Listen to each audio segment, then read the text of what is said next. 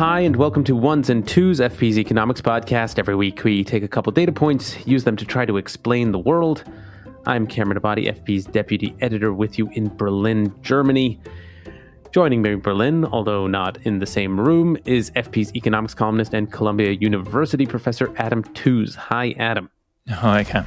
So, we have one topic for you all today, although it's a pretty broad one meant to encompass various things happening in the United States at this moment. The data point there is 3,000. That is the quota of deportations that has been set by Donald Trump's deputy chief of staff, Stephen Miller. That's the number of deportations that Miller is demanding that immigration services conduct in the United States every single day this year in order to achieve Trump's campaign promise of 1 million deportations this year. In practice, that has meant a ramping up of all sorts of anti-immigrant activities by security forces in the United States. And that has triggered a series of protests, which to some extent have tipped over into rioting in the state of California. That has been met by shows of force by the U.S. government. Sixth straight day of clashes over President Trump's ICE raids. Just moments ago, the LAPD declared an unlawful protest outside of City Hall. Now, remember, about 2,000 National Guard members are on the ground in Los Angeles. Today, with another 2,000 on an emergency motion filed by California Governor Gavin Newsom to block President Trump's deployment of troops to Los Angeles. The president calling out more than 4,000 National Guard members and 700 Marines to L.A. Curfew in downtown L.A. is in effect until 6 a.m. We saw arrests just after that curfew went into effect. And tonight, a standoff with police just 5 miles away in Koreatown. Los Angeles was a bit of a knife's edge for a while and still is under a state of curfew as National Guards have been deployed to the city to quell these protests. And the Marines, that is the U.S. military, has been dispatched to Los Angeles as well. This comes while Donald Trump is planning a military parade in the city of Washington, D.C.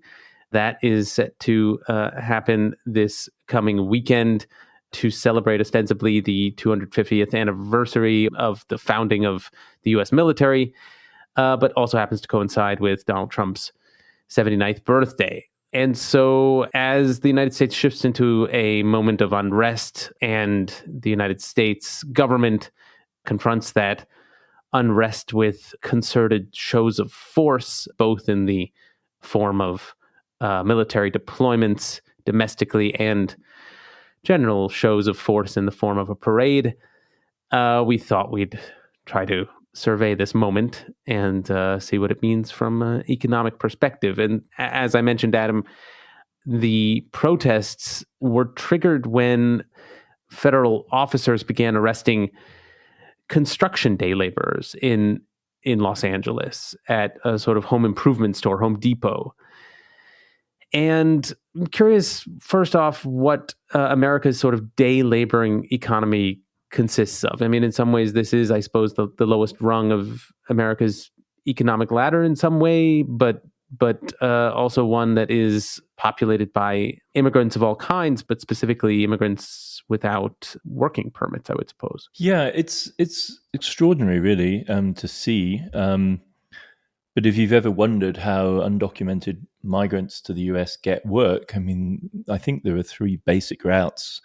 One is networks of connections, families, friends, the chain migration kind of story, by way of which people from, above all, Central America, Mexico, gain work in the US through networks of connections. Another one would be various types of gangmasters that organize teams of undocumented workers and offer them in batches to large farms, for instance, or construction sites. But as you say, the most precarious, most individualized form of this is the day laboring market, one has to say, in which folks in their tens of thousands, the estimates I've seen are over 100,000 a day, which is a small fraction of the undocumented labour force, which is about 8 million people. But anyway, it's significant. And if you go to the parking lots of construction stores, Home Depot does DIY equipment, some petrol stations on the outskirts of towns, you will see clusters of undocumented workers waiting for drivers to casually announce that they need gardening labour, yard work, that's called in the US, or construction labour, swarm around the vehicles and basically outbid each other in a remarkable kind of primitive labour market for the work. I mean, it's something, if you've been to developing economies, if you've been to low-income countries, you've seen this before, but it does play out in big US cities every single day. It's very precarious. It's dangerous because it basically involves jumping into a car with a stranger or a truck with a stranger. It means being taken to a construction site or a place of work with no contract, with no security, often with no prior knowledge of where you're going. And whether or not you get paid or not, it largely is up to the person that you join up with. The rates of pay, when you look around, the rates of pay I've seen most commonly quoted as $150 a day, which is close to presumably the minimum wage by the standards of the European labour market. That's not a bad wage, actually. If you go to slightly higher skilled construction labour in the US, you can find people in the day labour market earning hundreds of dollars. So it's not the underpayment per se that's the issue here. It's the extreme precarity. It's the lack of legal support. And it isn't the day labour contract per se which robs you of rights. It's the fact that more often than not, it's an undocumented worker with no trace of who it is they're going to go to work with. In principle, it's okay to hire somebody on this kind of basis in the US, but in these particular circumstances, of course, it's just downright dangerous for all involved. And for ICE to be swooping on these sites just adds to the precarity and terror of this kind of employment. Yeah, I should clarify. ICE is Immigration and Customs Enforcement, the agency responsible for conducting these deportations. And yeah, it was precisely, as I mentioned, these arrests at Home Depot among these day laborers that triggered these protests, that triggered this outrage. And yeah, I wonder, this is happening in parallel with all sorts of other arrests, it's important to say, but it was precisely these that served as this trigger.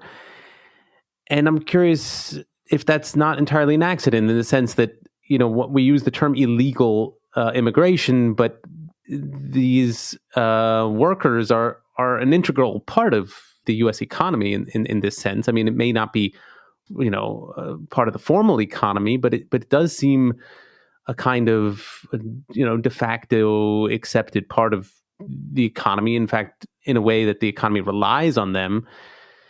And so, yeah, does that change the sense in which these workers are illegal in the first place? And maybe does this also explain maybe why federal agents are not, raiding other kinds of workplaces? I mean, these are the most precarious kinds of employees, or in the sense that they're essentially, I guess, kinds of entrepreneurs working on their own. But there are presumably also illegal immigrants or, immigrants without documentation in all sorts of other workplaces that are not being raided by these ICE forces. So, yeah, what sort of insight does this offer into the kind of role that illegal immigrants are playing in the economy? It's a really grey area, and even the terminology itself is ambiguous and worthy of comment. But I mean, just to get the numbers onto the table to start with, the best guess, and of course it's only a guess, but the best guess is there's at least 8.3 million undocumented workers in the United States. So that means they're about 5% of the workforce.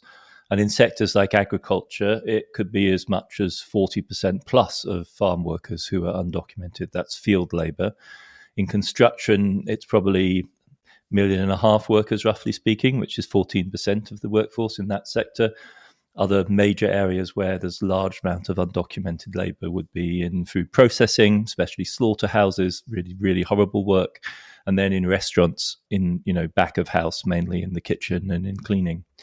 And, at that kind of scale, obviously American society has reached a modus vivendi with this flow of labor. So much so that I think many people would object to the use of the term illegal migrant. That is part of the effort by the zealots in the Trump administration to problematize and end this state, which is in fact one of sort of legal hypocrisy, in which the migrant flow, the process of migrating is illegal. But once the people arrive in the United States, more often than not, and this is, of course, again, against the legend of the xenophobes, they integrate deeply into American society, are valued members of community and very productive contributors to the American labor force. And so large parts of American society prefer the terminology of undocumented workers, because in a sense it just describes the deficit they have, because they're workers or co-residents or neighbors in every other sense. Their problem is they don't have the right papers.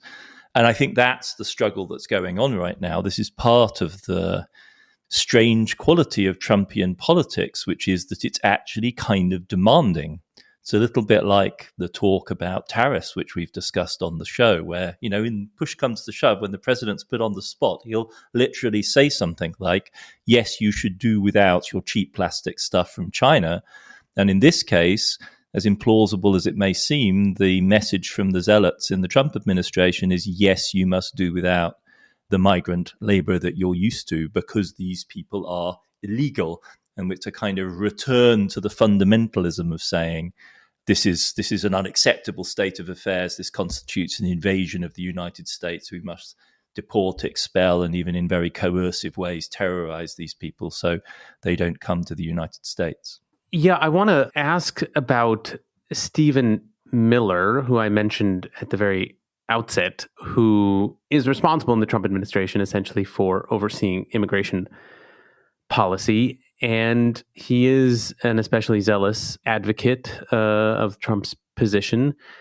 And he himself happens to be from Los Angeles originally. And I'm curious how his biography may be informing his approach to this issue and his brand of politics more generally. And I'm curious, is he a part of a broader strain of California conservatism that explains what might be happening here? In some ways, and I think there's always a paradox in doing sociological explanation of a figure as singular as Stephen Miller, is that on the one hand, you know, people tell a story about his family, which is that his dad was a successful lawyer who was in business, and then he grew up affluent essentially until in 1994 everything went bad. There was a series of earthquakes, an earthquake in Southern California that did damage to his family's properties. His dad was involved in a high-stakes legal dispute at the same moment, and so they teeter on the edge of financial instability, and they have to downsize, and he goes to a public school in quite a mixed neighborhood. And so maybe this helps us explain this incredibly toxic subjectivity that emerges from this scene.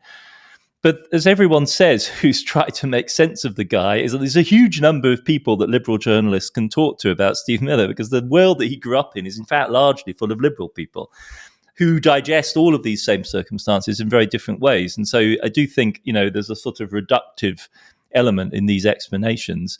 The most plausible explanation would seem to be that he has a very difficult, aggressive personality that discovered that in the generally bien-pensant liberal culture that he was part of, the way for him to attract attention was precisely to be obnoxious, to be a minority, to be the guy that would interrupt the class, that would cause havoc by saying, you know, ghastly things out loud. Apparently he would literally throw trash around the corridors of his high school and tell the janitorial staff to pick it up. It was that kind of a disaffected, you know, aggressive teenage male subjectivity. And the milieu comes into play because in California, there is a undergrowth of, you know, radio shows, YouTubing, podcasting, TV that will pick up on this because it feeds a subculture of right-wing dissidents, if you like. It isn't a mainstream phenomenon. It's precisely, the dynamism grows precisely out of its minoritarian position.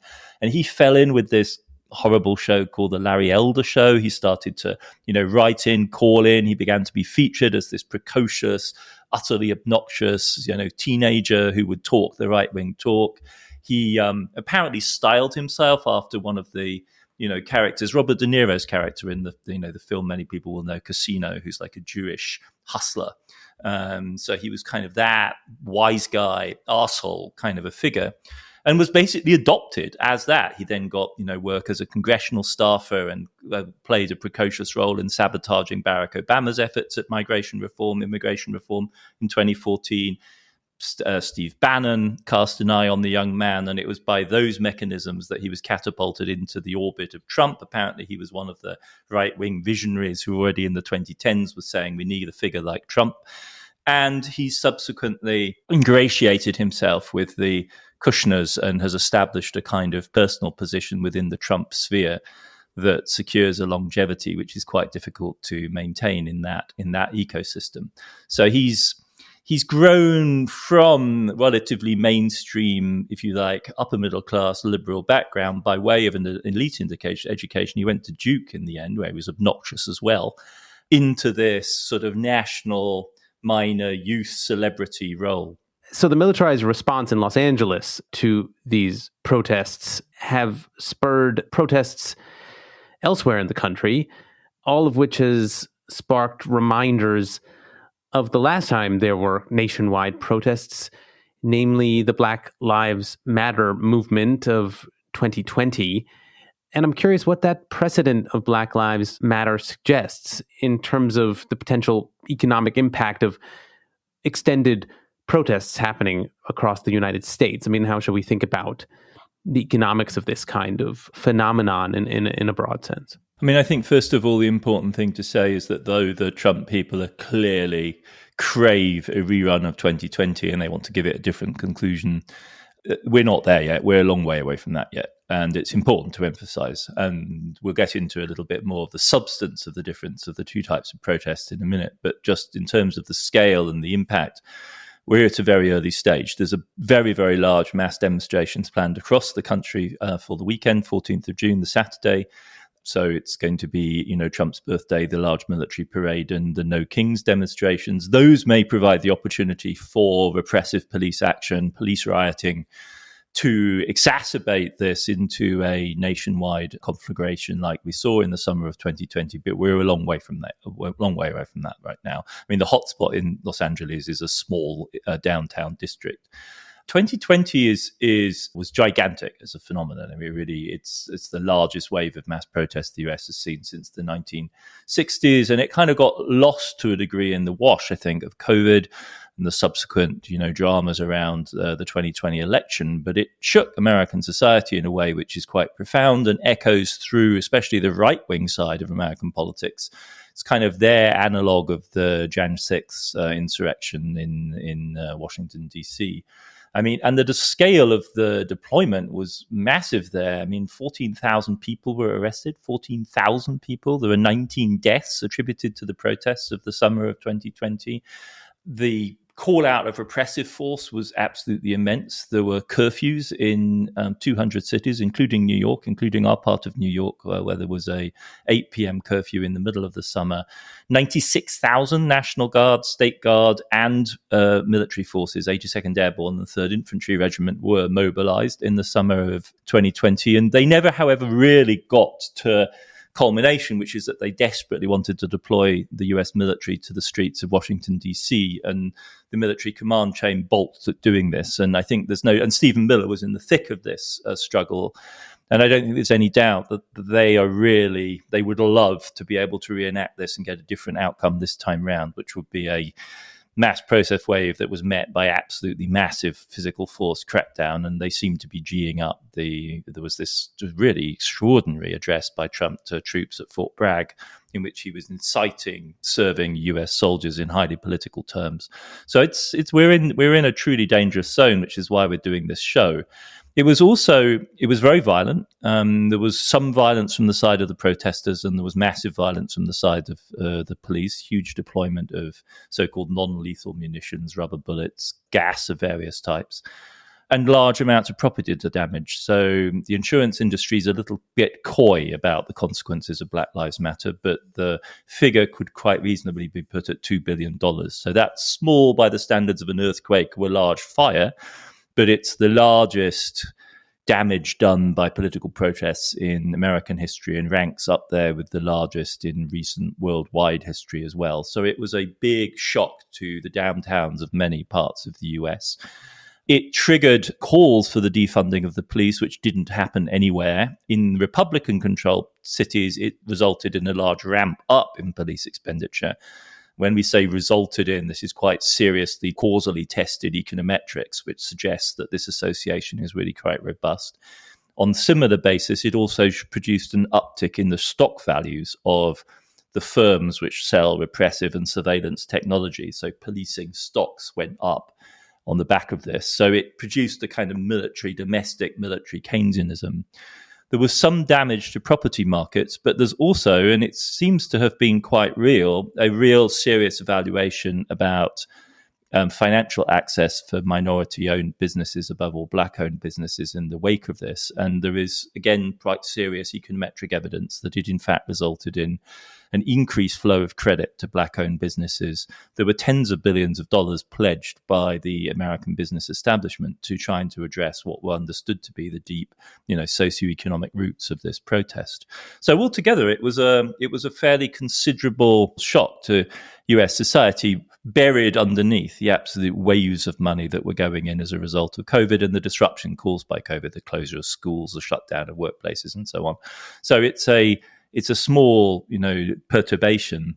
If we go into like a large-scale martial law style event next week in the United States, then I think the ripples and the shocks will run into other parts of the US economy, and it won't be a matter of local real estate markets or just policing shares that we're talking about. But Black Lives Matter sets a high bar for the kind of scale of civil confrontation that modern America has to reckon with as a possibility. And we're not there yet, but it's quite clear that on the Trump side, there is an incentive to escalate, at least in their own minds. Yeah, I mean, in terms of the response from liberals and from the left, there is an attempt to place this confrontation also in even broader historical terms. The governor of California, Gavin Newsom, gave a televised speech in which he appealed to Americans to rise up against these military deployments to Los Angeles as a sign of authoritarianism and as a sign that Americans needed to protest to defend democracy. And it's in this sort of context that sometimes comparisons are made with the civil rights movement of the 1960s in the United States, and suggestions of how civil disobedience at that time was productive in producing social change. And when these citations are made, I'm curious what you make of it. I mean, is this situation right now, in terms of confronting these, authoritarian overreaches in the liberal perspective on migration, is this analogous to the civil rights movement? And in terms of thinking about how productive these kinds of protests can be. I mean, I think it's on the one hand, fascinating, perhaps compelling, perhaps necessary series of comparisons, but it's very complicated when you start thinking about it, right? Because there are the issues of the militarization of civil power. There is the issue of states' rights, for sure. There is the geometry of a federal government acting against the wishes of a state government, which previously only happened during the efforts at desegregation in the 1960s, where federal forces were sent in to try and coerce southern governors into abiding by federal civil rights legislation. The underlying social issues here, however, are really, they're both grievous, but they're fundamentally different from one another. I mean, slavery is one of the founding institutions of the United States, and its fate was decided in the course of a full-on, extraordinarily bloody civil war, the legacies of which America is in some sense still digesting. At this Fort Bragg, this terrible speech that he gave, Trump was inciting the troops this week with the promise that barracks named after federal Confederate generals will be given their Confederate names back. So, we're talking about the echoes of that kind of struggle and the ongoing racism and violence, the criminalization of the black minority and especially black men, really is a unique challenge, disaster, tragedy, stain, however you're going to describe it, on American society.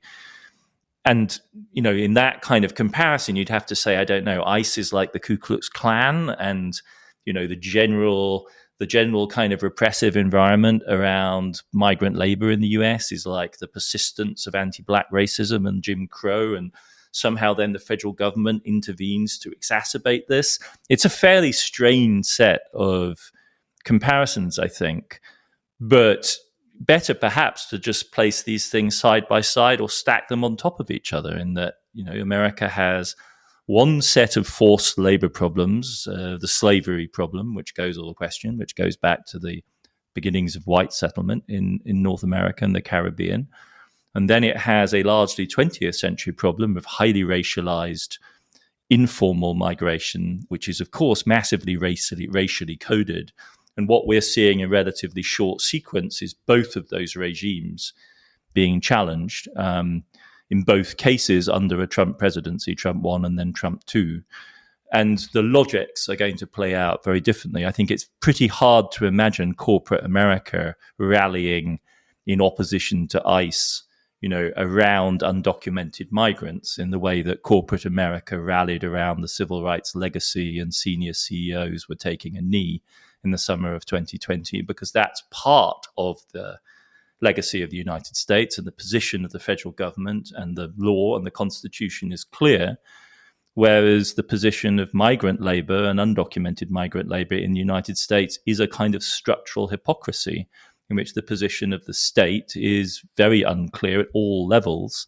And what we're really talking about here is California saying, hey, can't we go back to the modus vivendi that we were in before, with the kind of moderate levels of repression, or moderate, in inverted commas, the LAPD conventionally applies to minority communities in LA. And what we don't want is this odious external intervention by Trump. So we'd rather just carry on doing our own racialized regime, thank you very much, rather than this one that Stephen Miller and Trump are ordering. That's a cynical way, I think, of describing what's going on here. But I mean, how else? Governor Newsom presides over a system which perpetuates various structures of inequality on a daily basis. And what we're seeing is a shift in the parameters of that bargain. And that is what's unleashing the tension in this current moment. I mean, in some ways, one could suggest the civil rights movement wasn't entirely successful in the first place, I suppose. I mean, like, in some narrow sense, yeah. But No. And I mean, cheek by jowl in the barrios of LA, you have more African-American, more Black communities and more Latino communities, both struggling with different types of racialized disadvantage and discrimination. So yeah, obviously, the two problems also overlap. Well, we should take a break here, but we will be back to continue talking about this subject of unrest in the United States and the force that it's being met with.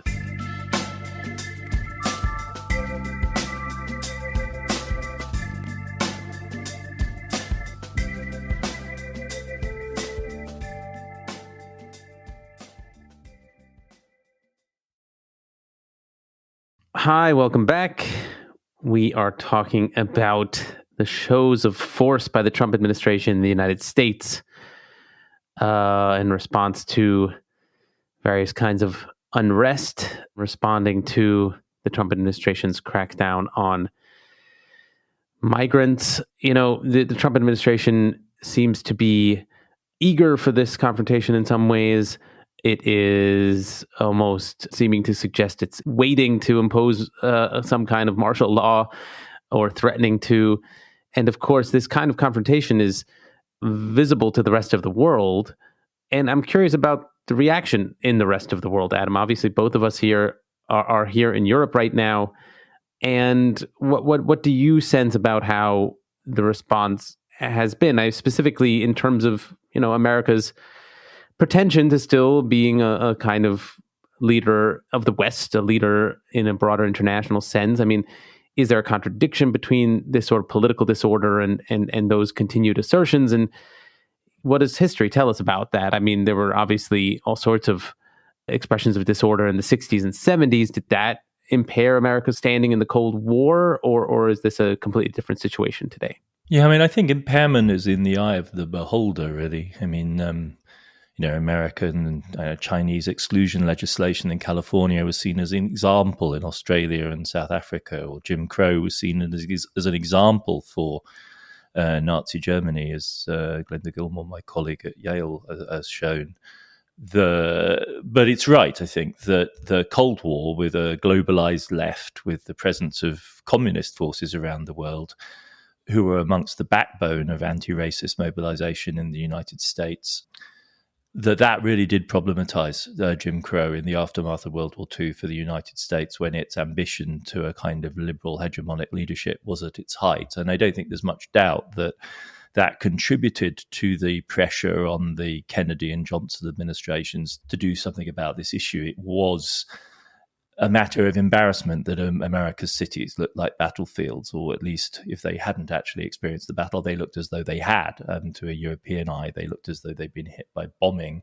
It was an embarrassment that so many key black intellectuals and artists chose to make a life in Europe, or had to make a life in Europe. If you were in jazz by the late 60s, there wasn't really anywhere else you could make a living. It was very difficult in the United States to survive. But that is the issue of Black America. And I think that's sui generis. And it continues all the way down to the recent past, where Barack Obama, for instance, was a huge star in Europe. He gave a speech in Berlin that was a vast political event, even before he was elected president. But the migrant labor is a fundamentally different issue. And I mean, I think the Europeans are self-aware enough, maybe just about, to recognize that they don't really have, what do they have to teach America on the issue of migrant labor? What does France have to teach America about the issue of discrimination, racialized segregation of migrant labor with its banlieue? What does Britain have to teach the United States in this respect? Or Poland, for instance? I mean, think about the continuous stream of deaths through drowning in the Mediterranean over which the European border regime presides. I think what does worry the Europeans is not so much the fate of undocumented workers in the United States or the abuse of their rights, though no doubt the deportations to the jails of Bukele are horrifying for anyone with a kind of shred of humanity. But what worries them is the militarization of the United States, as you were saying. It's the images of essentially a kind of martial law and an administration in the US really chafing at the bit, hoping to be able to impose martial law that really is very disconcerting to European opinion. And I mean, we've seen expressions of muted horror, say from the German Chancellor Friedrich Merz, who was just in the US. But I think that's the level at which it causes concern. I think at this point, to be absolutely honest, the whole Cold War trope of American moral leadership, the sort of thing which the Biden team was still trying to reheat, I have to say, historically speaking, that seems to me to be dead. It's very difficult. At this point, most people would take something resembling normality in what Europeans understand as, basic rights. Of course, in Europe as well, instituted in very racialized regimes, which very much discriminate against the undocumented migrants that Europe too receives in large numbers. Yeah, I mean, in some ways, there was always a contradiction in those assertions. So maybe it was only a matter of time before they kind of collapsed upon themselves. But this Cold War comparison, of course, also then sparks reminders of this military parade that Trump is planning for this weekend.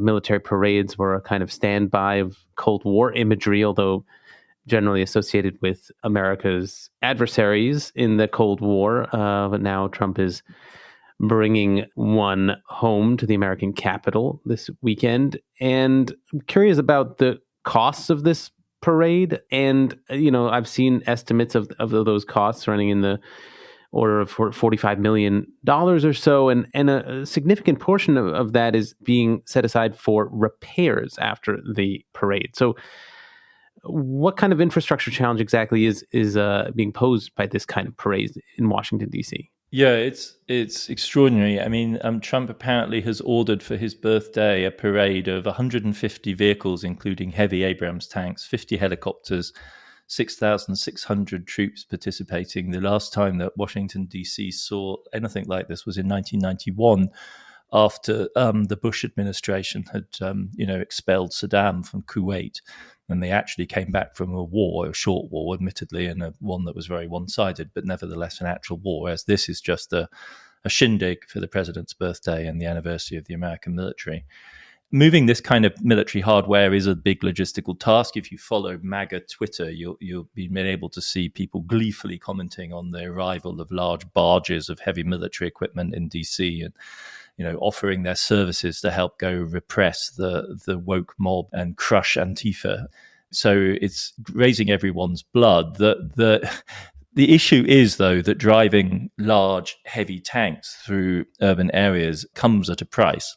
And the last time America did it in 1991, it was generally judged to have been a little bit of a shambles in the aftermath, and that's with good reason that there hasn't been any displays since. So tanks are sometimes shown in DC, but they generally are transported on trailers and then displayed in a stationary way.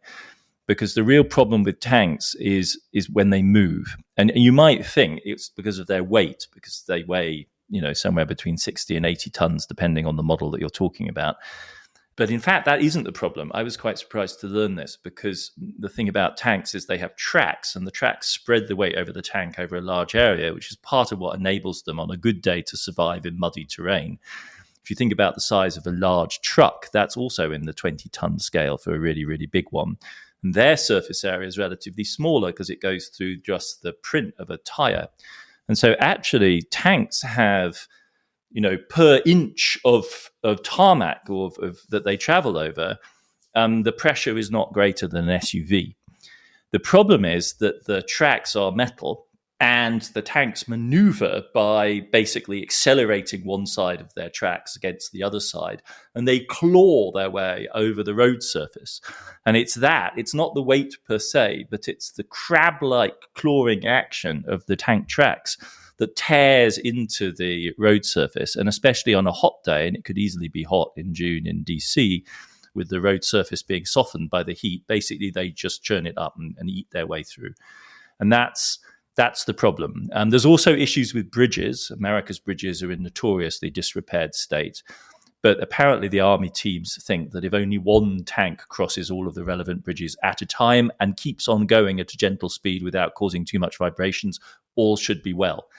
But fingers crossed, it could easily end up in a shambles. I mean, I suppose it's relevant here that other countries, I guess maybe that have traditionally held these kinds of public events, have had actual parade grounds for the military in their capital cities, set aside for this kind of thing. So, but yeah, Washington, D.C., I suppose, does not, which is why they'll be going down the normal roads that people otherwise drive on. I did want to ask about the broader history of military parades, and from a military perspective, what the purpose of these parades has been. I mean, are they, a matter of kind of displaying personnel and their discipline in some public fashion, or is it traditionally been more a matter of showing off hardware so that, I guess, adversaries can see what they have at their disposal? Or is there kind of like material analysis that one could conduct here, and sort of suggesting that these are militaries are sort of displaying their prowess in order to, leverage that for continued funding, domestically?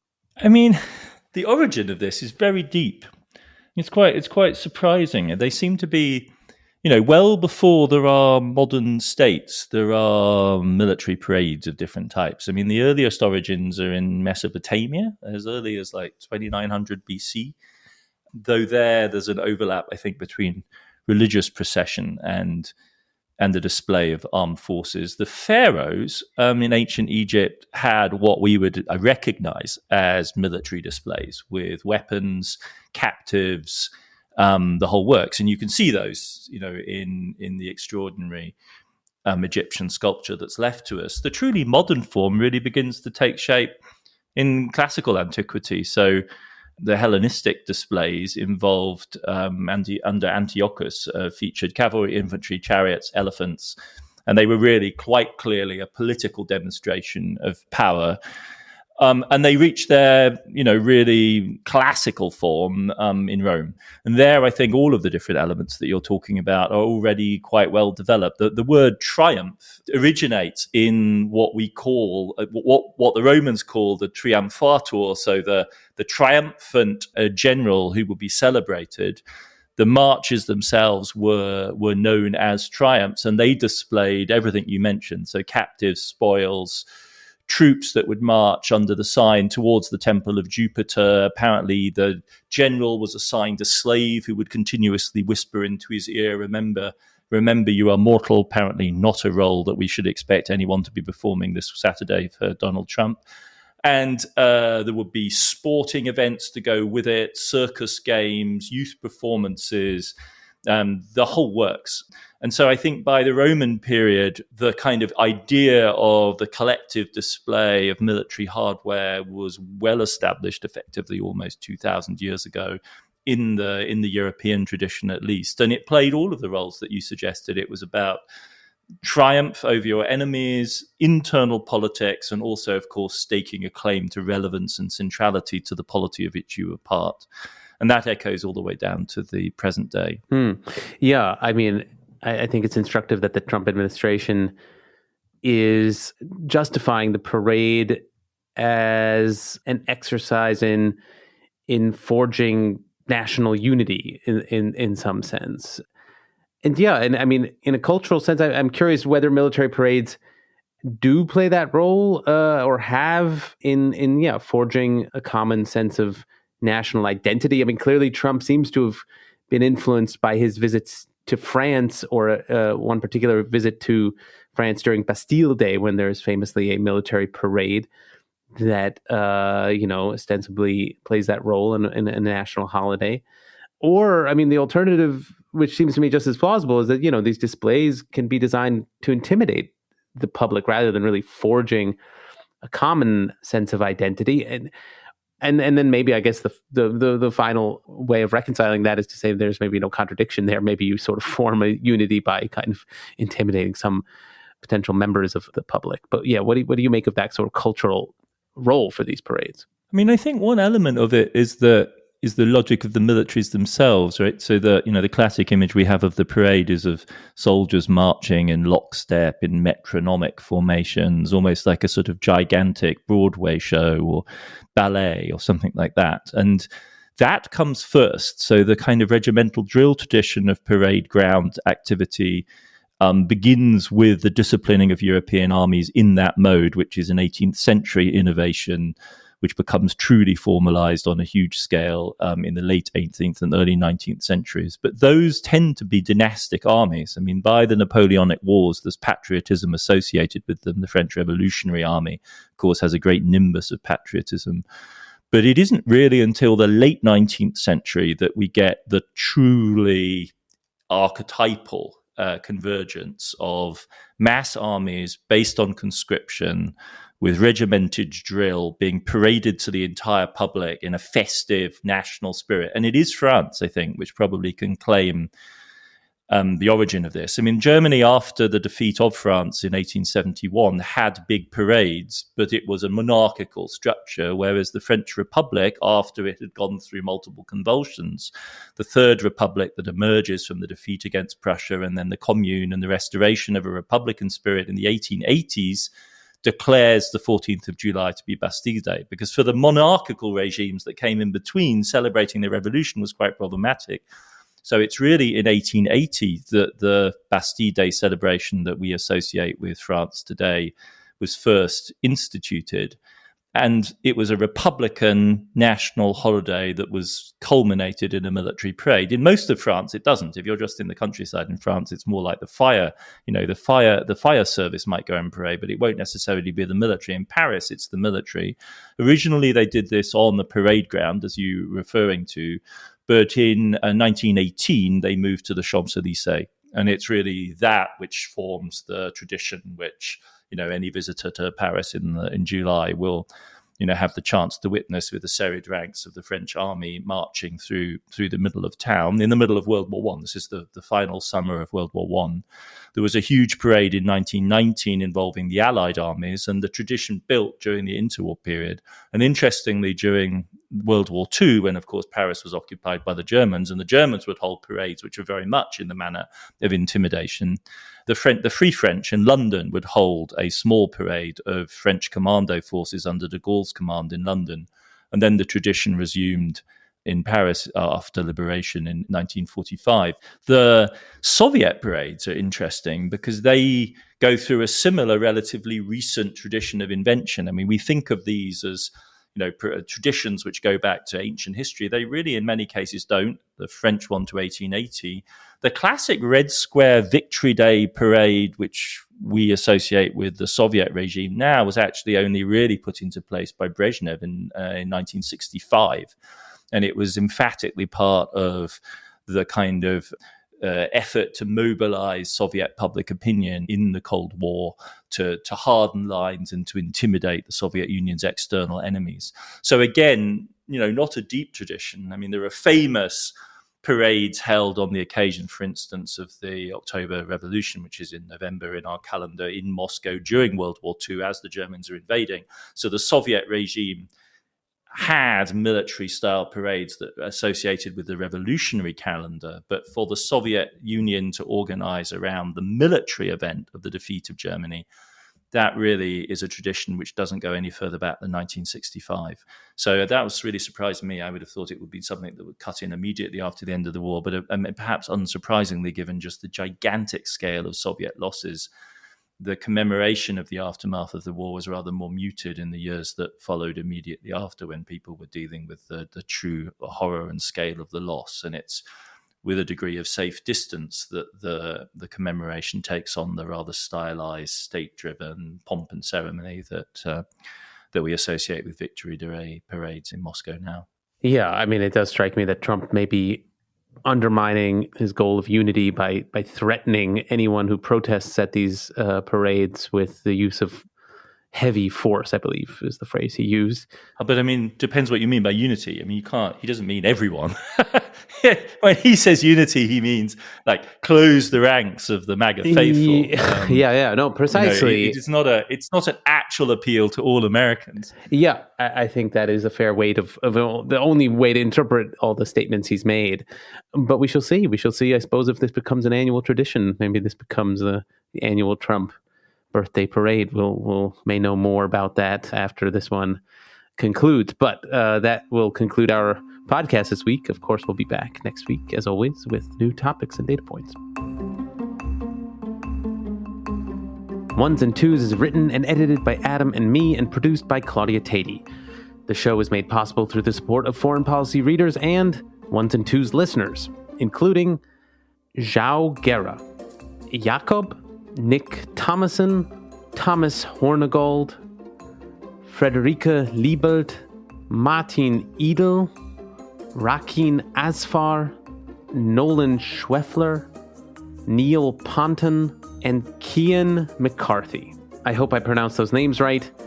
As always, we love getting listener feedback. You can leave voice messages on the Ones and Tooze homepage on foreignpolicy.com, or email us, podcast@foreignpolicy.com, or you can tweet us. That's @onesandtwospod.